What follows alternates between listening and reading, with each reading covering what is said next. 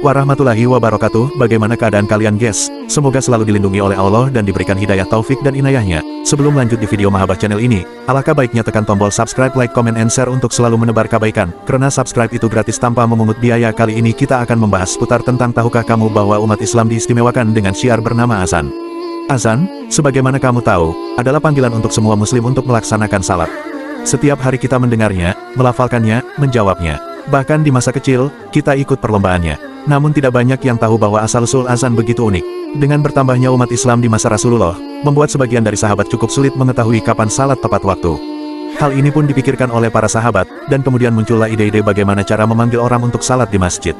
Ada yang mengusulkan trompet, namun Rasulullah tidak ingin umatnya menyerupai Yahudi. Ada yang mengusulkan dengan api unggun besar sampai terlihat ke seluruh Madinah, tapi itu terkesan mirip dengan ajaran Majusi.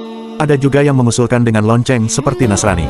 Semua usul itu tertolak pada akhirnya, namun belum ditemukan juga bagaimana solusinya. Hal ini terngiang betul pada sahabat Abdullah bin Zaid bin Abdi Rabi. Hingga akhirnya, suatu hari beliau bermimpi bahwa seorang lelaki mengajarkannya lafaz untuk memanggil kaum muslimin di waktu salat. Esok paginya, Abdullah bin Zaid mengabarkannya pada baginda Rasulullah, betapa bahagianya beliau dengan mimpi sahabatnya itu, lalu memanggil Bilal bin Rabah untuk mengumandangkan azan pertama dengan lafaz yang didapat dari mimpi Abdullah bin Zaid.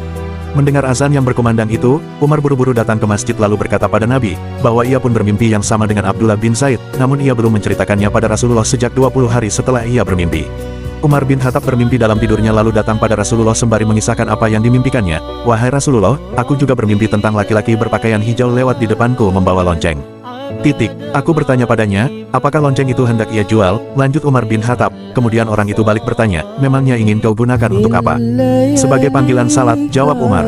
Orang itu bertanya lagi, maukah aku tunjukkan yang lebih baik daripada itu? Kemudian, dia menyebutkan kepada Umar lafal azan. Sejak itulah azan berkumandang di Madinah, lalu tersiar ke seluruh dunia, dari zaman Rasulullah hingga zaman kita. Subhanallah, semoga bermanfaat. ونمو شوية في الليالي